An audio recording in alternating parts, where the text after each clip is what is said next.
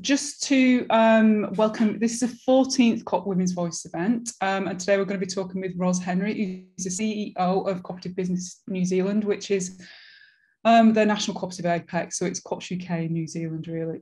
And just to briefly introduce myself and Bex, so I'm the Head of International Partnerships at the Cooperative College, and Bex is the exec editor at the COP News. And really the COP Women's Voices is just an informal conversations with women across the global community. And the aim really is to just hear women's voices across the movement so that it can be a role model for other women. And that's primarily what we do. And there's a history to the women's voices in terms of there was a women's challenge back in 2012, and we just wanted to keep these conversations going.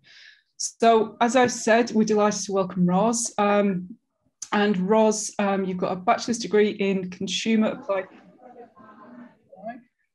and you've worked for many years for Fonterra, which is the largest dairy cooperative in New Zealand.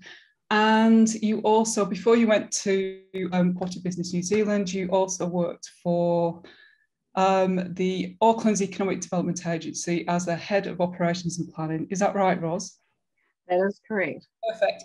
Well, before I hand over, there again, it's just to say that this is really, really informal. Just a bit of housekeeping. Keep yourself on mute while Bex is going to run through all the questions. And then towards the end, we'll just leave some time and also pop questions in the chat, but just leave some time. We're going to leave some time at the end just to wrap it up. But it's really, really informal, and we just really want to get to know Ros. So Bex, over to you. Thanks, Sarah, and yeah, welcome everyone. I can't believe we've been doing this for over a year now. It's fantastic. We've had such a brilliant range of women. I'm delighted to say hi, Ros. How are you doing? Thanks so much for having me. No problem. So it's 8 o'clock in the evening in New Zealand, isn't it? So I'm sorry for eating into your evening, but we really appreciate you coming here. So thank you. So first of all, can you just tell us a little bit about you? So who is Ros and what do you do generally? So Ros Henry that's my maiden name. I did change it for a period of time, but I'm back to Ros Henry. So I've had a career for the last 30 something years. Started out as Sarah said, with a Bachelor of Consumer Applied Sciences degree, which is effectively home science and food marketing. And subsequently went into sales and marketing and then moved into business development. Had 15 years management consulting before doing the regional economic development role, and then subsequently in the current role with Co-op Business NZ. So it's been a really interesting journey. I have 3 children. I've got a 20-year-old son and an 18-year-old son, and then I've got a 13-year-old daughter. So they're all nicely spread out. The boys were born in the UK and my daughter was born back here in New Zealand. I've lived all over the place. I grew up in Asia. I've lived back here in New Zealand. I've lived in Australia, as I mentioned, the UK, and the US and Germany for a period of time. So I love travel. I love adventure. I'm a bit of an adrenaline junkie. So I think I guess at the age of 53 that I am now, I've seen so much change in terms of women and careers and how we are perceived and experiences and what we have to offer. So I think that what you're doing here is fantastic. So it's great that you're sharing these sorts of insights with your community. Oh, thanks. Well, we love doing it, so it's kind of a win-win situation. Ros very, very kindly put together some slides for us, so I'm going to bring these up now because my next question is going to be kind of about your childhood and about what really shaped you as a woman and who've been the influences along the way. So let's you can see that. Look at that. So New Zealand is stunning, isn't it? Flipping heck. We're very lucky. Very, very beautiful. It's you. It's me. It's me. So this is me in Singapore.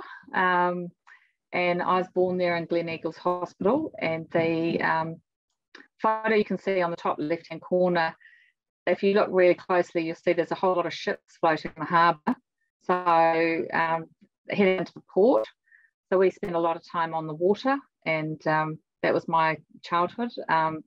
I'm there with my dad and my sister. So my sister was 4 years older than me, and very close to my father. He was sort of the patriarch of the family, if you like. We're a fairly traditional family, with him being the income earner and my mum being the home carer. So yeah, I was very lucky growing up in Singapore. And I was saying to Sarah and Bex the other day that when I grew up in that environment, I really didn't get a perspective of different ethnicities. In my world, everyone was the same.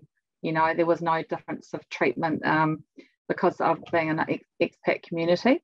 And it's only as I've travelled around the world that I became aware that, you know, there was a lot of differences in terms of how people were treated and what was fair or unfair, if you like. So, but yeah, I had an amazing childhood, and I was very privileged to grow up in the environment. I love the one in the middle as well. Are you still a fan of crisps? Are you a crisp fiend? Oh, yes.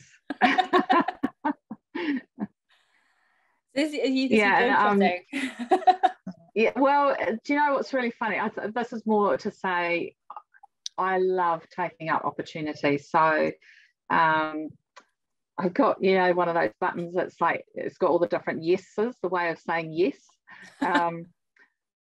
When I get thrown an opportunity and it terrifies me, I will give it a go. And it was really just to show that I guess growing up, I was very lucky. That photo of me paragliding is, I think I was in Mexico at the time. And it was terrifying, but it was amazing, and I gave it a go. I love sailing. I said to you about being on the water. We used to go away for weeks at a time on the boat and not see a shower, so I'm not afraid to rough it. You know, the photo of me on the farm, that's very real. It wasn't. You know, I used to be out there on the farm moving stock around, and then the bottom one to the right is of Fox Glacier, for those of you who know New Zealand. And I guess what's interesting but sad is, you know, we're talking about environmental change right now. That glacier is probably half the size that it was when I was at it then. So I guess what the work I'm doing now, really aware of the impact that some of these things are having on the environment and what we can do.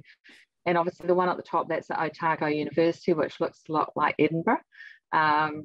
So Dunedin's basically where all the Scots came out to in New Zealand to set up their lives. And so that's me graduating, throwing my mortarboard up in the air after I got my degree. So yeah, that's sort of my middle years. And I just thought it might be give people a sense of what I was about.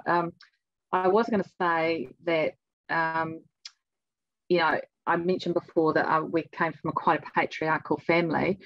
My father grew up during the war years, and his father actually left the family when he was 3. So he taught us the real value of making sure we were very independent. So all of these photos, yes, it looks like I had this very fancy lifestyle, but the reality is that I was babysitting from the age of 10. I was working in my mum's shop. I was washing supermarket trolleys at the age of 13. I was waitressing from the age of 14, and I had multiple jobs. I think I spent more time working than going to school, which wasn't so great, but it definitely taught me a lot of life skills. I used to clean hotels, and I can tell you now it wasn't some of them weren't particularly nice. And I think the worst job I've ever had is working in a fish factory, where no one would sit next to me on the bus on the way home because I absolutely stunk like a polecat. But you know, and one job I got fired from was cleaning carburetors. So I've had a range of life experiences, and but as I say, it's always been about giving things a go, and so I'm quite open-minded to trying new things. I was going to ask you, like, where did you find the strength to do a lot of this? But it sounds like you had a childhood full of encouragement in that sense. Is that fair? Or is it more that it came up? Yeah, I think it's a combination. Like, so my parents were real go-getters. If you think back, they left New Zealand when my sister was not even 1, and they couldn't afford to fly. They had to go on a ship, and so she they were worried about her crawling off the edge of the ship. Oh my gosh. And so to actually move to the UK at the time, which is where they moved to with a small baby with no money, and at that stage Dad didn't have a qualification, was a massive thing. And so their families were going, what are you doing? You're nuts. Why would you do this? So they've always been pushing the boundaries and trying new things. And so I guess that's what I got brought up in as my environment. And so it was always open to me that, you know, give things a go. But the reality was I was never expecting to go to university. It was never expected as a female that I would go to university, dare I say it. I was expecting to go and become a chef. That was my dream. So food science was sort of the next step of not being a chef, but going to university. And the reason why I went was because all of my friends were going. So I was like, well, I don't want to miss out. I'm not ready to go and get a job. So that's why I went. But thankfully I did, because it opened up a whole lot of doors for me. And in hindsight, I realised that, you know, that tertiary education, yes, there are individuals who can go on and become entrepreneurs and do some amazing things. But the reality is that that's few and far between. Most of us need to go and get some core education to then build on in our career. And yeah, so I was lucky enough, and back then they didn't have student loans, so we had to pay our way. Yeah, so I as I say, I learned to be fairly independent and you know, make things happen.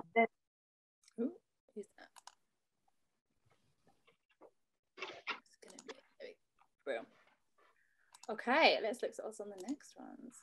Adulthood. Adulthood. So yeah, I guess these photos really just to show, as I say, traditional family. I got married to my childhood sweetheart. We travelled together. That photo of me is sitting on the doorstep with my second child in the UK. So that's in Parsons Green in London. After that's William, he was born at Chelsea Westminster Hospital. And I've always had, as I say, sailing, so I used to get out in the water as much as possible. But when we were in the UK, we did a lot of travel, and I was very privileged in the UK with the dairy board which is now Fonterra, and managed to go and work in the UK and Germany, and got exposed to lots of different experiences. So, I mean, as you know, living in the UK opens up lots of opportunities to go and get exposure to lots of different cultural activities, which we don't really have here in New Zealand. So yeah, it was a wonderful time in our lives.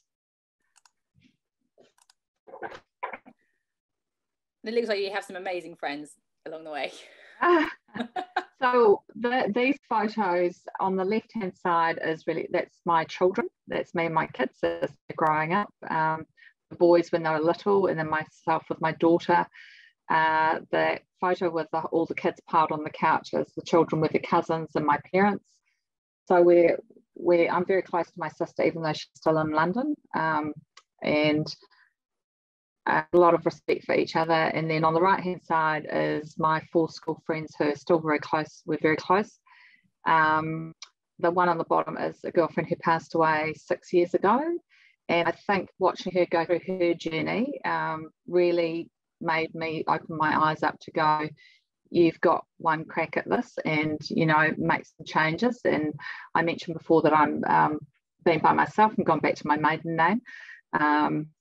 So when Kirsten passed away, it made me realise that actually I needed to make changes in my life. And so it was a real cornerstone for me to say, what does the next 40 years need to look like for Ros Henry? And so, yeah, but my friends have been very fundamental to me, and I've been very lucky to have some wonderful dear friends in my life. So, and as I say, they're school friends. We went through university together. We flattered together. So, yeah, I've been very lucky, and I have picked up friends, expat friends along the way, but we still all look after each other and have each other's back. So I'm privileged in that respect, yeah. That's good. I'm glad you have that support, because you are now a single woman. I am. I'm a single woman. Look, it's the reality is that so many of us weren't going to be with our life partner who we thought we were going to be with, and it's a really hard decision to make. You know, I had to leave quite a toxic relationship, and it was very, very, very difficult to leave, especially, as I said, I came from a very patriarchal, traditional family. And I think for a lot of women, culturally, it's a very difficult thing to do. And especially when outwardly we are taught to put on a facade and present ourselves and our families in a certain light.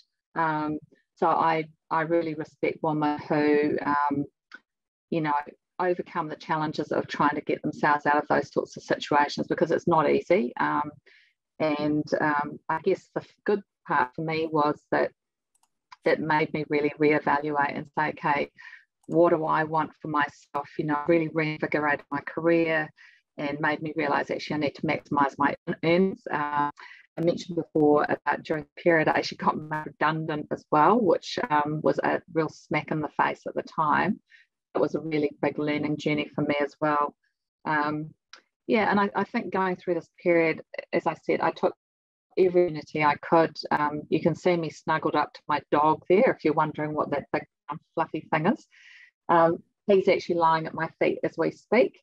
Milo's now 12 years old, and I guess to show you that being resilient and being adaptable, I was amazed at the human spirit in terms of my ability to actually go get through something that was incredibly challenging at the time and get my children through that as well. I mean, there's no perfect, it's still got roller coaster to go, but you know, it really did show me that I can adapt and I can be resilient, and I bring all of that to the table when I come into the job. It's not just about my career experience, it's the whole package, and that's really important to me as a person. And then your career and all led all the way up to Co-op Business New Zealand. Yes, so most of these photos are obviously in my current role. The photo in the middle, when I was in the UK, I mentioned that I worked for PA Consulting, so I left Fonterra, or the Dairy Board, and in 2020 I went and worked for PA Consulting, and that was my starting into an area where I would have said to you, there's no way that I could do this. It was project management. So if you look at my Myers-Briggs, you'd say, oh no, she's not a project manager. I had to learn skills that are not my comfort zone. So I had to learn to plan. I had to learn to, so my natural instinct is to shoot from the hip and then ask for forgiveness. Whereas this was all about planning in advance and really working out what the business case was, and then working all the milestones through and looking at your key objectives. And for those of you who've done project management, it's it's a very structured approach, and so it was really good for me because in all of my subsequent career and personally, I've learned to apply those principles. So I'm now much more logical and practical and think things through before I shoot from it. But it doesn't mean to say I don't still do that on occasion. But, that's enabled me to do some of the things that I'm doing now. So I quite often, when I talk to young women, will say, you might have your core training, but there's always the ability to add other things on that you can bring to the table. So I think that's always something to think about as you go through your career.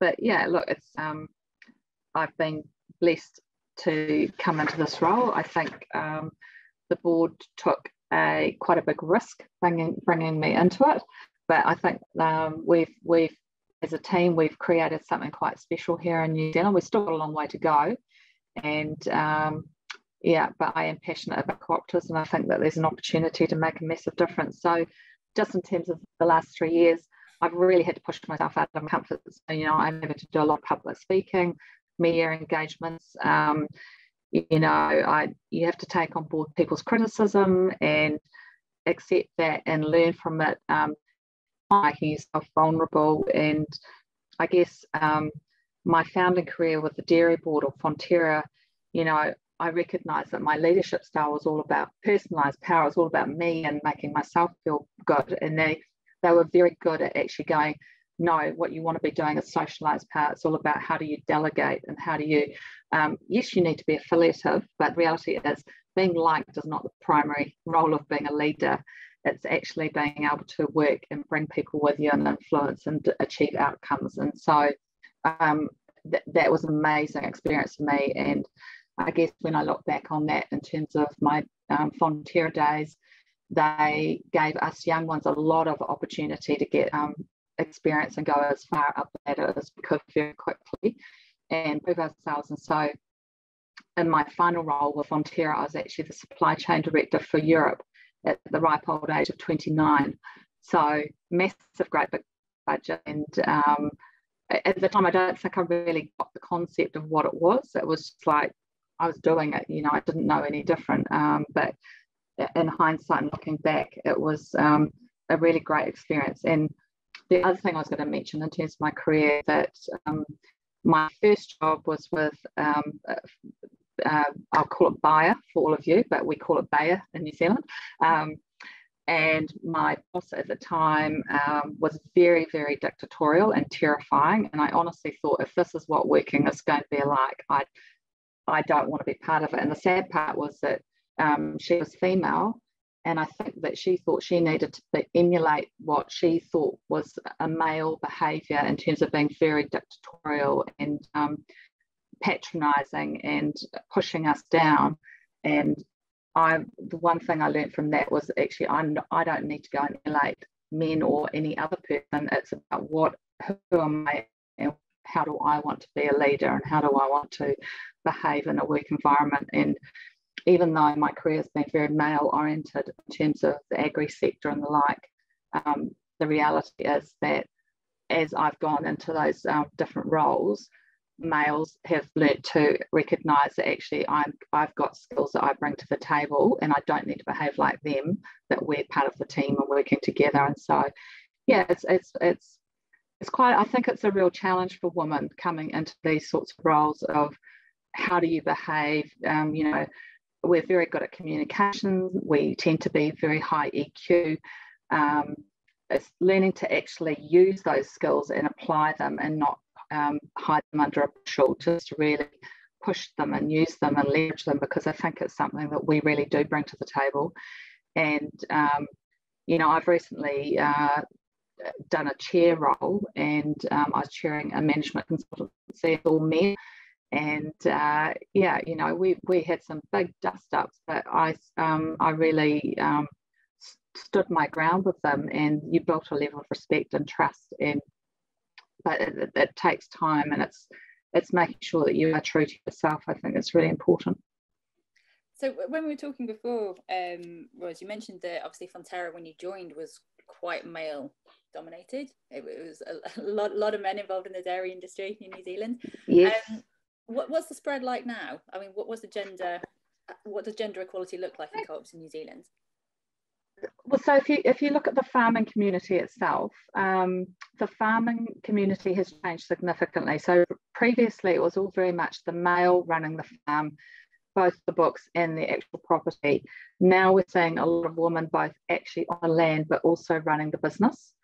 So it's a real team effort, and so there's been a whole lot of change there, and I think that's being recognised. So they're doing a lot to actually celebrate females on the farm, and I think there's a lot of equality there, so that's a really big step forward. In terms of for the cooperative itself, same again, we're seeing a much greater gender balance on their board, in their leadership team, in the organisation itself, and I know that they're working very hard to make sure that the pay gap has been reduced or minimised altogether. So in New Zealand, Fonterra is in so many cases put up on a pedestal. You know, you've got to feel for them as an organisation, because they are one of our biggest companies here in New Zealand. So they're having to lead the charge, whether it be environmental, whether it be diversity, you know, you name it. So they are constantly under the spotlight, and I think they're doing a really good job in terms of making changes. You know, and I think it's a good point of reference for other organisations looking at. So yeah, and I think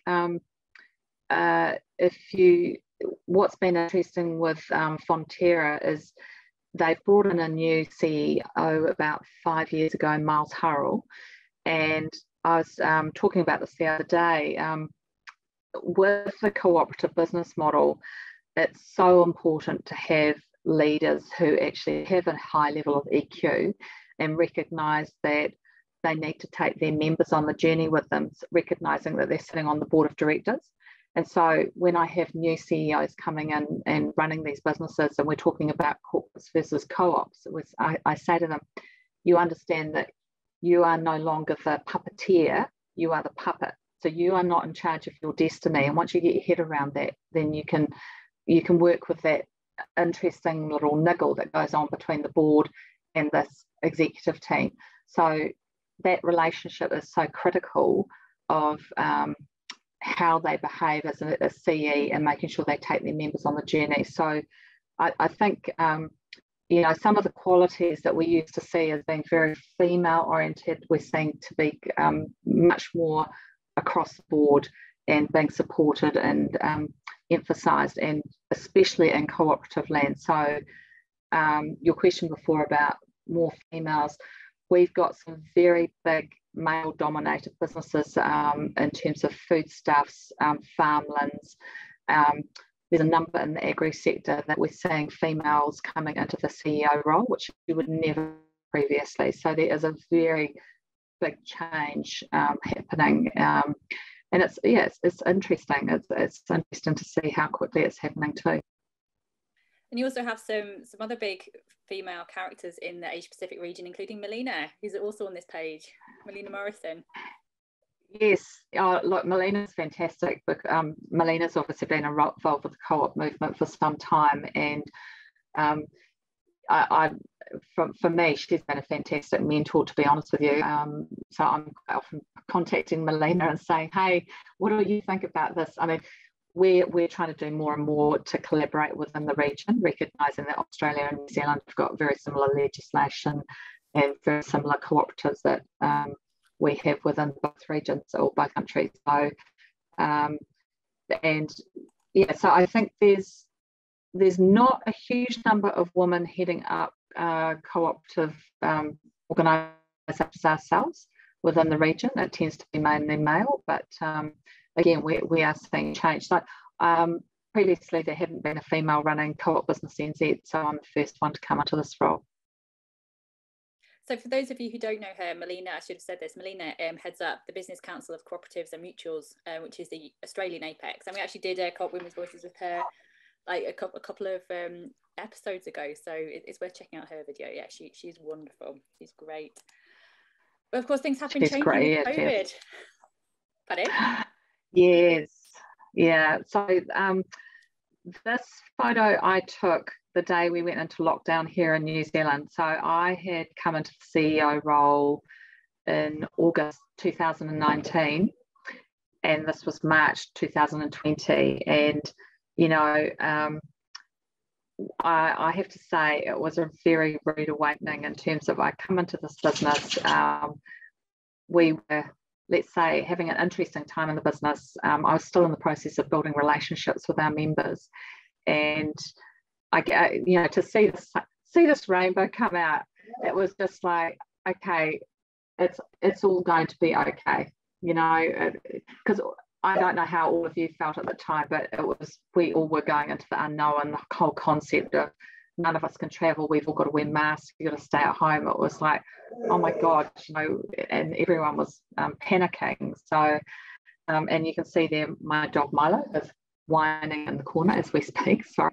So it was a bit of an interesting time. Sorry, he's telling me he wants to go out.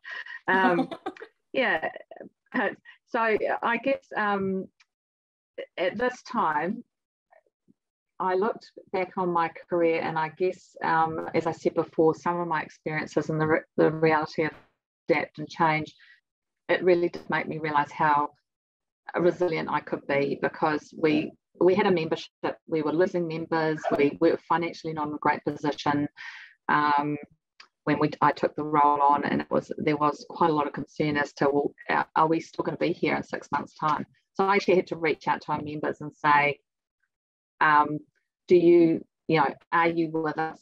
I know it's very early days. You don't know me very well, so this is where I want to take the business. This is what I'd like to do with the business to support your businesses. And pretty much everyone came to the party and said, yep, we like where you're going. They paid their fees early to make sure that we still were on track. And so, yeah, it was a very interesting time. I'll tell you, it was a really interesting time for me in my career. It was, change was big. I bet it was, yeah, flipping heck. So here's a slide just telling people a little bit about what CBNZ does. So it's similar to Co-op2K for those who know it. So it's the voice of New Zealand cooperatives and mutuals to unite and connect, champion and build cooperative capability, which is fantastic. And your membership is quite big and diverse. there's a lot of logos on there. Yeah, I guess really to just show you, I mean, some of those you'll recognise. So Rabobank's obviously international, but the majority of them are specifically to New Zealand. The neat thing for us here in New Zealand is, like in Europe, you're more financial services oriented. In New Zealand, we're much more in the agri primary sector space. So probably about 70% of our businesses here in New Zealand in terms of GDP in agri space. But when you look at the actual breadth of industries that they sit across, so they sit across all sorts of industries. So Mitre 10, ITM and BuildLink in there are all retailers, but they're in the sort of homewares, renovation type space. And then you've got the likes of the financial services sector with Rabobank. Southern Cross is a health insurance provider. You've got FMG, which is Farmers Mutual Group. And I was saying to the team the other day, if you take some of those core those core cooperatives, so let's say you can see Alliance or Silverfair Farms or Fonterra, those are all like meat, dairy, sheep. They like the core cooperatives, and sitting around it, you've got Balance and Ravensdown, which are fertiliser providers. You've got Livestock Improvement Group, which is about herd improvement. I mentioned FMG, which is the insurance for the farmers. So in New Zealand, they're very, very symbiotic, and they're all very intertwined. And they generate about 18% of New Zealand's GDP by revenue, and that's just the cooperatives themselves. The cooperatives in New Zealand have got about 1.5 million members, and what we don't have visibility of right now is how entrenched that goes, because those individual business owners, so let's say the individual farmers or the individual store owners of Mitre 10 or Foodstuffs, which is a big food retailer, we don't know how big that pie is. So there's work to be done, but we had PwC do some work last year, which reconfirmed that it's around about 18% of New Zealand's GDP by revenue. So yeah, they're very intrinsic. And I have to say, for me, coming into this role, it's been a real privilege to work with their governors, their boards of directors and their teams. I've met some really amazing leaders, and as I say, their leadership style, and I've done a lot of work in corporate and government agencies, but their leadership style tends to be much more higher EQ. And it's about taking their members on the journey with them, because there's that real recognition that they can't focus on profit today and tomorrow. It's about the long-term sustainability of the business. So those fundamental principles that we all know so well, they do absolutely emulate those behaviours. So as I say, it's a real privilege to be working with these organisations. So let's bring it back to you, Ros. So as a woman coming into this role with all these new members, what was your first day like? Day one or week one, I went to our business awards, and I walked into the evening celebrations, and it was a black tie event. It was very interesting to see, of the 100 or so odd people, I think there was about 150 odd people, there was about five women and 2 non-white faces. And I thought, wow, okay, we've got our work cut out here for us. There wasn't a lot of diversity. And then when I started to look, and so the picture here really is to just try and show where we were as an organisation. So when I joined, I got handed our members' details on an Excel spreadsheet, and I opened up the drawers, and for those of you who know the green folders with the metal runners, so that you stack up and you have the little label to say all of the members' details. I had their constitutions and I had everything in these hang files, and it was like, okay, we've got a way to go. So I basically had to go back into management consulting mode and say, okay, what are we doing here? What are we actually here for? What do we need to change internally to better support our members? So it's the purpose of putting this up there is really to say it's about bringing all of your skills to the table. So this role is quite neat because I have to be a bit of a jack of all trades. I have built a team up around me, but at the time when I came into it, I was very much a one-person band trying to get on and deliver the outcomes. Well, when we were talking, Rose, we talked a little bit about imposter syndrome, and you put up some of your internal dialogue. It's like, I can't do it. I'm not an economist. How was I going to do this? How was I going to do that? And I'm sure like, every woman on this call has had those thoughts at some point in their lives, whether it's in personal, professional life. So, how did you respond to that internal dialogue? How did the two-way dialogue go?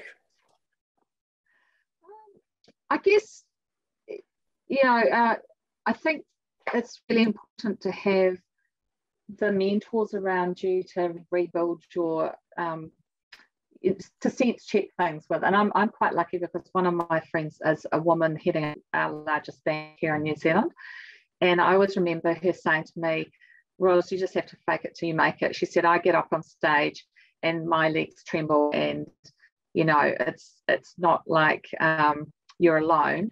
It's just trusting yourself, and you will learn as you go. And I think the thing is, you just got to give it a go. And I think because of the fact that, as I said earlier, exited a marriage and I went through huge hurdles and I had to watch my children go through all the challenges, but also I was actually in a very difficult situation. It was like, okay, Ros, you can go out there and do this stuff, because at the end of the day, no one's going to die. And if it doesn't work out, it's okay, and it's really that whole thing of learning as you go. And what I find really interesting is when you look at, and this is not trying to be sexist in any shape or form, but as a rule of thumb, if you talk to people in recruitment, they will say men will put themselves forward for a role that they can do maybe 25% of work. Women will only put themselves forward for a role if they can do 80% of what's in the job description. And I think that's absolutely true. So I think, it's about backing yourself. I do have the skills. I can, and if I don't, I'm going to learn. And I think back on all of the things that I did along the way, things that I'd do differently. But, it's, as I said, originally I went into the role and I was full of all bravado, and then suddenly it was like, oh my goodness me, I'm really out of my depth here, and especially dealing with ministers. I was actually getting on the telephone and contacting these individuals who are quite intimidating, but on the whole, they were very welcoming and keen to talk to us. So I think it's recognising that imposter syndrome is absolutely 100% real, and learning to overcome that. And it's about putting the right people around to give you that confidence. I've been lucky because I've got an old boss who I've worked for on separate occasions, once in Australia, once in the UK, and once back here in New Zealand. So when I need sense check things, I'll quite often get on the telephone to Paul and say, hey, what do you think? And I mentioned Melina before. She's been fantastic, because this is a whole new area for me. I'm making it up as I go. But, the reason I have confidence that I know we're on the right path is that I am constantly sense checking with members and saying, is this fit for purpose? Is this what you want? And given that we are growing the ship, it's all the signs are positive. So long may that continue. Good. I mean, Rose, you mentioned how, you know, you've had your own role models, and of course you are a role model yourself now, and you've put a few things here about the things that you've learned over the course of your career. So are these the kind of things, what kind of things would you say to encourage young women, either younger women coming into the movement or people who are new to the movement? Are these the kind of things you'd say to them? Yeah, look, I think basically what I've said here is absolutely true. I think you do need to be passionate about the topic, because, you know, otherwise you're not believable. And that's the thing I loved about working for the Dairy Board, or Fonterra. I was passionate about making a difference. I felt a real sense of I was making a difference for these people's lives. It was their livelihoods. You know, it's not like an investor in the stock market. This is actually their bread and butter that's going to put food on the table for their children. So I think that passion is absolutely key to any job that you do, and that's why it's neat for me to come full circle back into this role and see member-owned businesses coming more and more to the fore, and collective businesses. So I think that's absolutely key. It's recognising too that you don't need to do it the same way as your predecessors. You should absolutely challenge the system. But if you have a management team or a board of directors that is not going to support you to do that, then you do need to send check whether that role is the right role for you. You know, and I think people shouldn't be shy to say, well, am I the right fit? You know, back in 30, 40 years ago, we were all expected to stay in the same company for 10, 15, 20 years, and that was a good career. The reality is that the younger generation now move around constantly and get new experiences, and I think that's fantastic. And for me personally, I actually really support my team to do them. You know, some of my peers say to me, what are you doing? You know, why are you not hanging on to them? And it's like, well, no, I'd rather see them succeed, feel good about themselves, than try and hold them back. So I love the fact that my old staff still contact me for advice, and then when they're going for new jobs, I'll still be, even though it's like 5-10 years ago, quite often they'll ask me to be a referee for them. I'm a little bit out of touch, but hey, if you really think that will help. So it's really it's recognizing we can add value. And also that you don't always have all the answers. So I think when I was 20 years ago, I thought we had to have all the answers, you know, and I was very much, right, okay, this is what we're doing and make it happen. But the reality is now, it's like, well, I don't have all the answers. So making yourself vulnerable. So when I mentioned before the individuals that I'm working with in terms of the governors and the CE, like, you know, I quite happily go to them and say, hey, not sure how to achieve the outcome here. You know, what do you think? What's the best way to go forward? And people really appreciate that. They'd rather that you don't go in all gung-ho and try and tell them what they know better. And one thing I learned from management consulting is, and I hate to say it, but it is true, that whole adage of, you know, ask to tell the time and steal the watch. The answer sits within the business. Or in my case, it sits within our members, and it's going out and seeing that answer and then back to them, and then use that information to go and pitch to someone else. And so it's very much a learning journey and recognizing how that cycle works. And that learning comment there is really, I've made some fundamental mistakes along the way, and just as an example, we were 2.5 months into lockdown. We were planning on hosting a conference. We moved to online. It was an absolute disaster. A full-day conference. It was 8 hours of back-to-back presentations. The technology didn't work. We had breakout conference room, meeting rooms. It was, you know, it was one of those days where just crawl under a rock and die. But, you know, something I learned so much, and it was amazing how supportive people were, and they came back and said, hey Ros, we've had similar experiences, or they were just, and it's just a brave face and fronting up to it and go, yep, that was a disaster. And it was amazing how people really were quite supportive and recognised that we were trying to do something fantastic, but it just didn't pan out. So yeah, I think that thing is really important. You know, nothing better than being confident, but the reality is not confidence at the expense of destroying relationships. And the other thing is learning to say no. You know, I'm not very good at saying no. I'm like, yes and no. Like, great, we can do that and we can do that and we can do that, but it's about prioritizing. So yeah, I think that's probably the key things. And just in terms of co-ops, I think there's huge opportunity to change lives and livelihoods. I think Linda in particular has got areas of big holes in Indigenous people within cooperative housing that we could be living, and I'd love to see more of it. So I think that's something that I want to be part of, and if we can work with ministers and ministry to make that be achieved. I look at what you're doing, you know, the fact that you've got academics in the room from the university. We're really struggling in New Zealand to get content incorporated at university level. We see more of it. We need to see more ministers understand the model. Here in New Zealand, there's still that view of it being slightly communistic, communal, socialistic, and we need to really change that it becomes actually 20% or almost 20% of New Zealand's GDP. It's just one of the business models that we very successfully apply here, and we do really well, and where it could be applicable. So yeah, look, I'm excited, and I think that the generation coming through looking more to use it. So I want to be part of that, and if we can support them to achieve the outcomes in terms of impacts on the environment and achieving the SDG goals as a result of that, then that will be fantastic. Brilliant. Ros, I can listen to you all day. This is a fantastic conversation.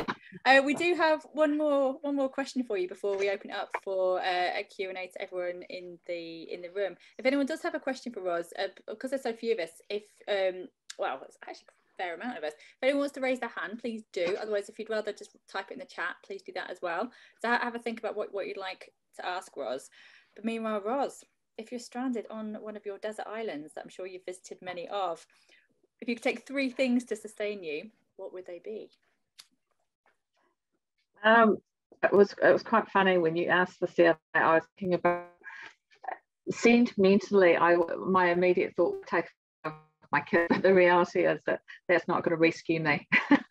If I want to get back to them, you saw before that I could sail. So me, my sailing boat's one. So find my way out. I've multiple done. And being the practical and it would have to be water and food. I like the practicality. That's fantastic. That's great. Has anyone? I'm always been that practical, Ros. So that was, yeah. It's just really, it's interesting. It'd be great actually, Bex, if we just kind of mapped across all the different women's heads, because we had a blow up. And yeah, what was it? A blow up? Who was it? Was it Elaine who said had a blow up figure of this guy that she'd lie on in the sea? Which we thought not at all, but probably really. Anyway, on that note, yeah. Back to That's so funny. So, any questions? Any questions? Hayley. I was just going to say, so like, it was interesting because you were saying about women not applying for jobs unless they think they can completely do it. But previously you'd said about going for the project management role. How was it that you like made that step if you had no experience at all? So when I landed in the UK as a supply chain director, so that was my comfort zone. I was sales and marketing and out there working with manufacturing companies.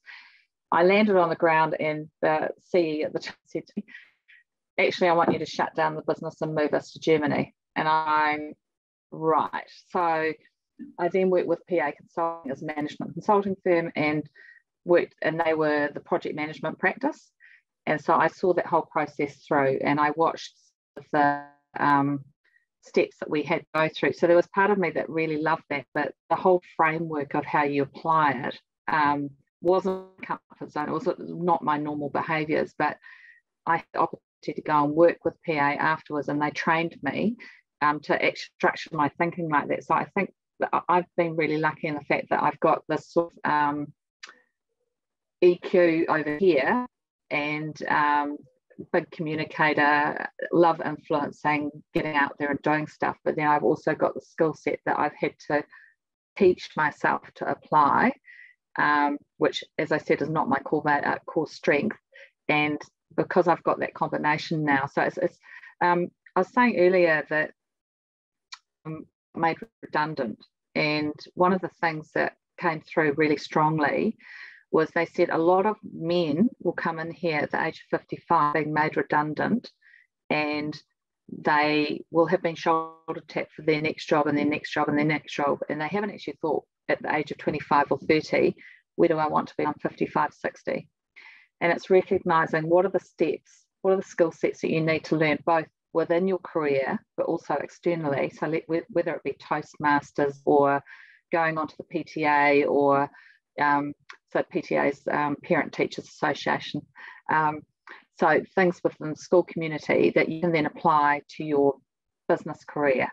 And I guess that I look at that experience and opportunity and go, well, that's how I wish to bring where I am now.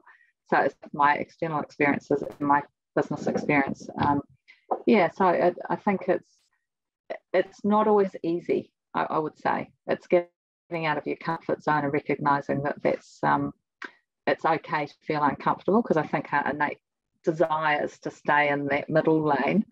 And yeah, so I guess it's a challenge, good challenge.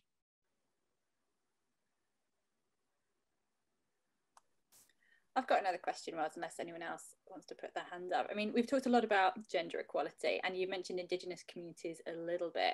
I mean, what else are you doing to engage with Indigenous communities? Because as you said, it's quite a hot topic in New Zealand at the moment.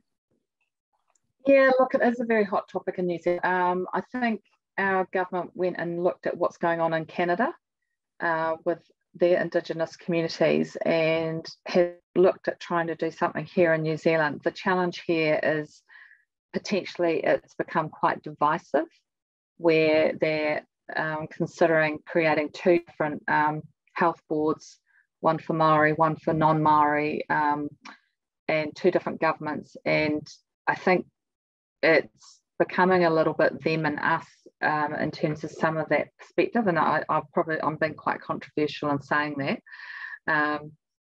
Whereas I sort of think that there's an opportunity to work within those Indigenous communities. So what we're saying is whether it's a national government or a Labour government, what they tend to do is they build social housing, or they increase the benefits that are provided to these communities in terms of lower decile communities. The reality is a big chunk of that community is actually sitting within the Maori population. What I also see is there's an opportunity to actually work with those Indigenous communities to create, whether it be social businesses or commercial businesses, to actually support those individuals to upskill and create mana and Maori pride within themselves, becoming, so if you think about co-op principles about independence and autonomy and providing education, these communities have got access to land, they've got access to infrastructure, they've got the people, they've got the skill sets in terms of agriculture, horticulture, aquaculture. So how do we actually support them to actually set up these businesses? The challenge is that the kuia, which is basically the senior leaders, and I don't think this is unusual with most Indigenous communities, is the senior leaders as a rule like to retain control, and that's not quite how a cooperative is structured. So we are working to break down those barriers to actually go, well, how do you actually support those communities to upskill and become not reliant upon benefits or social housing, but become independent. So I think there's a really big opportunity to create commercial businesses, social businesses within those communities in parallel with cooperative housing, and we could make a really big difference. But it will require the government to get on board, the regional governments to get on board, the banks to get on board, and again, as I say, it's just building that momentum. It takes time, and part of it is that going right back to university level or tertiary education level to get the right skill sets coming in, so that we've got ministers who understand the model, we've got ministries or bureaucrats understanding the model, lawyers and accountants. So most lawyers and accountants that I've spoken to, when I ask them, you know, what did you learn about co-ops at university, they say nothing. So 18% of New Zealand's GDP, and we've got lawyers and accountants who very few of them can give good advice, and they tend to recommend you set up a trust or a not-for-profit. And I think it's a big hurdle here in New Zealand around the legislation. And for those of you who, I'm pretty sure most of you will be aware of the ILO recommendations of 193 that talk about guidelines that need to be put in place by international governments around legislation. Here in New Zealand, there hasn't been an uptake of that. And so we just had a number of our leaders attend the ILO conference in Geneva, and that was something that was put on the table again to say, what are we bringing back to New Zealand to make recommendations back to government about that? So we've got some challenges, but I think our challenges are no different than what we're hearing from internationally. So it's how do we work better together? How do we do more collaboration with the likes of yourselves to make the change? Yeah, but it's a work in progress, and we're having the right conversations. I'd like it to happen quicker. Wouldn't we all? That'd be great. Unless anyone else has another question, I think I'm gonna wrap it up now. So that is dead on 10 o'clock or like 9 o'clock in the evening for you, Ros. Ros, thank you so much for your time this evening. It's been an absolute pleasure to talk to you.